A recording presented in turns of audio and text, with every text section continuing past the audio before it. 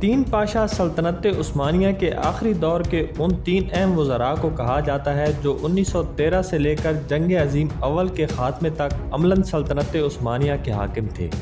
इनमें वज़ीर दाखिला मोहम्मद तलत पाशा, वज़ीर जंग इस्माइल अनवर पाशा और वज़ीर बहरिया अहमद जमाल पाशा शामिल थे।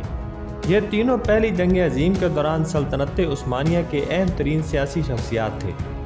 इन तीनों का तुर्क जर्मन इत्तेहाद के क़याम और जंग अज़ीम अव्वल में तुर्की की शिरकत में अहम तरीन किरदार था।